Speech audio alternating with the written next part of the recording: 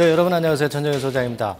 자, 요즘 전세 대란이죠. 네, 전세 대란과 마찬가지로 집 같은 경우도 사실 이제는 그 소유보다는 사용 개념으로, 월세 개념으로 가고 있지 않습니까? 그리고 뭐 자동차도 그렇고요, 정수기도 그렇고 전부 렌트 시대예요. 빌려 쓰는 시대입니다. 자, 그렇다고 한다면 휴대폰, 스마트폰 같은 경우도 빌려 쓰는 시대를 만들 수 있지 않겠는가? 네, 이런 생각이 가능할 수가 있겠고요. 실제로 애플에서 먼저 지난 9월 달에 시도가 됐고요. 그러하기 때문에 우리 대한민국에서도 지난번에 그 여름부터 그 얘기가 있었죠. 이게 11월 달에 현실화될 가능성이 커졌습니다. 그래서 오늘은 렌트폰 시대 개봉 박두 뭐 이런 제목을 가지고 이 부분에 대해서 한번 우리가 알아보는 그런 시대를 가져보도록 하겠습니다. 예. 이제는 뭐 바야흐로 공유경제 시대죠. 렌탈 시대입니다. 소유보다는 사용 쪽으로 핀트가 바뀌고 있는 거죠. 자, 인트로 기사 한번 보고 말씀을 드리도록 하겠습니다. 자, 나오죠. 휴대폰도 자동차처럼 렌탈 리스폰 통신시장 대안으로 주목되고 있다. 맥쿼리 증권의 그 케이빈 스미든이라는 분이요.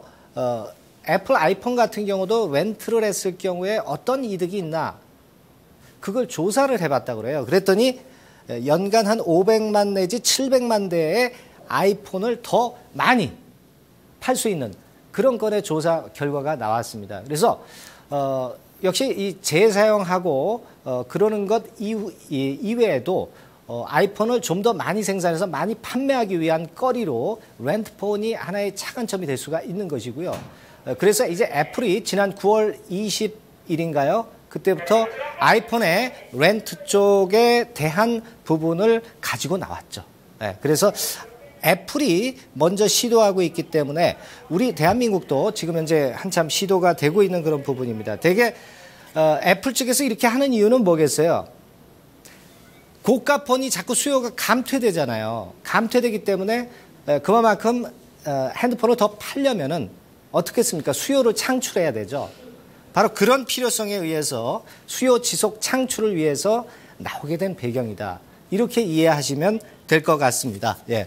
자, 그렇죠? 그림이 나왔죠? 예. 고가폰에 유리하기 때문에 특히 그 중저가폰보다는 고가폰을 주로 빌려서 쓰는 그런 개념이 된다. 이렇게 보시면 되겠고요.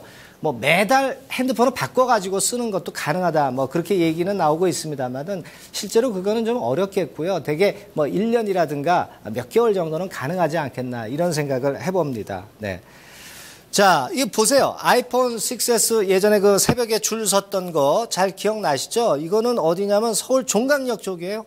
예. 이 정도로 인기가 높다. 고가폰도 물론 인기가 높습니다. 그러나 비싸기 때문에 못 사는 수요층도 있을 것이고 새로운 브랜드를 자꾸 빨리 사용하고 싶은 그 얼리 어댑터들도 있지 않습니까? 그런 얼리 어댑터의 수요를 만족하기 위한 그런 측면에서의 렌트폰 기대는 점점 더 커지고 있다. 이런 식으로 보셔야 될 것 같습니다. 자, 과거에도 기존 핸드폰의 렌탈 사례는 물론 있었습니다. 여기 보시면 있죠? 네, 있습니다. 근데 대부분 장기가 아니에요. 네, 대부분 단기입니다. 단기.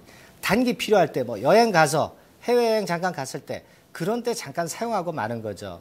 그러나 이번에는 조직적으로 긴 개념으로 장기간의 개념으로 큰 업체에서 시작을 한다는데 의의가 있지 않겠나 이렇게 볼 수 있는 그런 부분입니다. 네.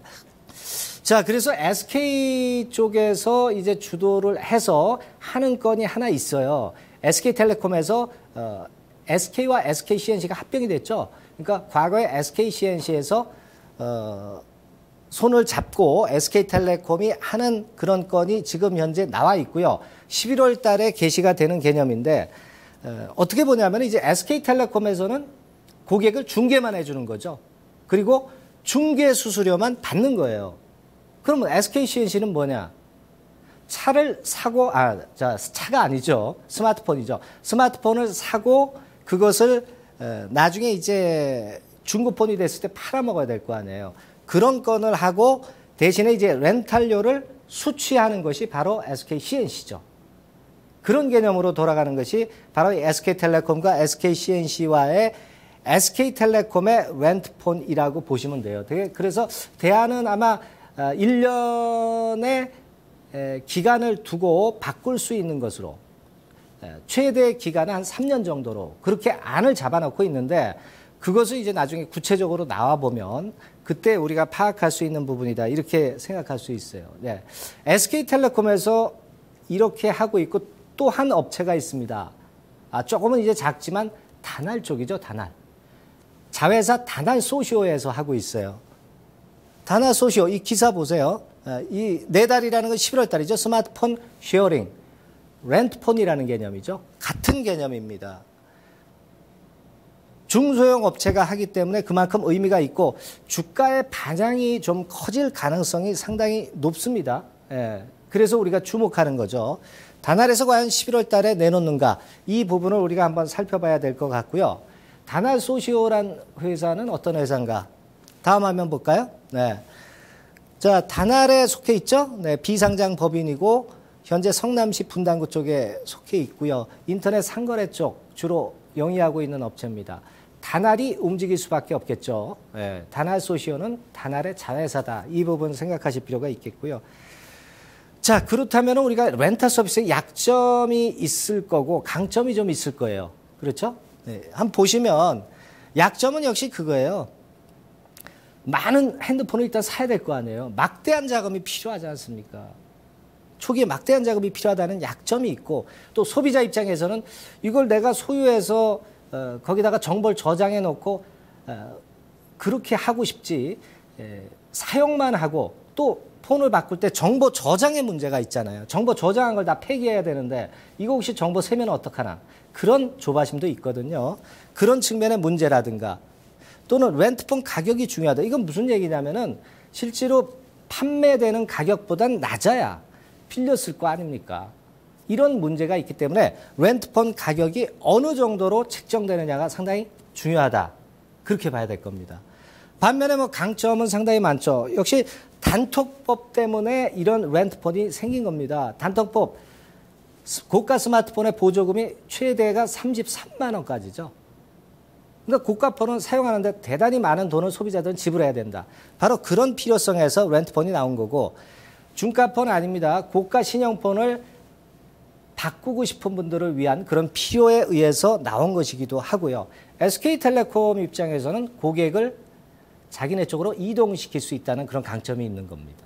그런 강점도 존재하고 또 이제 나중에 이제 재판매할 때 중고폰 시장을 좀 활성화할 수 있는 모멘텀도 있는 겁니다.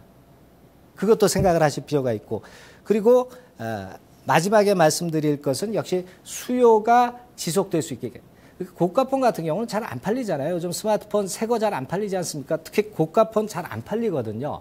수요를 지속적으로 하기 위해서 이런 개념의 렌트폰 시대가 도래한다. 이렇게 봐야 될 것 같아요. 그래서 약점도 좀 있지만 강점도 많거든요. 그래서 렌트폰 같은 경우 자동차라든가 또는 뭐 정수기라든가 이런 거에 이어서 히트를 칠 개연성도 있습니다. 먼저 선점하는 쪽이 이니셔티브를 줄 가능성이 상당히 높아요. 그렇게 볼 수 있습니다. 예. 그래서 관련주 한번 볼까요? 네, 관련주 SK텔레콤, 다날, SK 쭉 있습니다. 근데 뭐 SK텔레콤이나 SK 쪽은 오늘 뭐 잘 아시지만은 빅딜 관계가 있어서 주가가 좀 변동이 있죠. 그리고 이제 대형주란 말이에요. 그래서 조금은 움직임이 좀 무거울 수가 있습니다. SK보다는 SK텔레콤 쪽이 좀 플러스 요인이 좀 있지 않겠나 그렇게 보고요. 그리고 대형주보다는 아무래도 개별성 종목 성격이 있는 다날 이런 쪽이 유망하지 않나 그렇게 봅니다. 차트 한번 볼까요? 다만 이제 이 다날 같은 경우는요. 여러분들 그 실적 발표 시즌 아닙니까? 실적 발표를 보고 사는 게 좋아요. 그냥 재료가 있다, 모멘텀이 있다고 해서 무조건 사는 게 아닙니다. 실적 시즌 발표가 있기 때문에 실적 발표가 있기 때문에 고건을 보고 매수 타이밍을 잡아가면 좋은 결과 나오지 않겠나 그렇게 봅니다. 네, 다음 시간에 뵙겠습니다.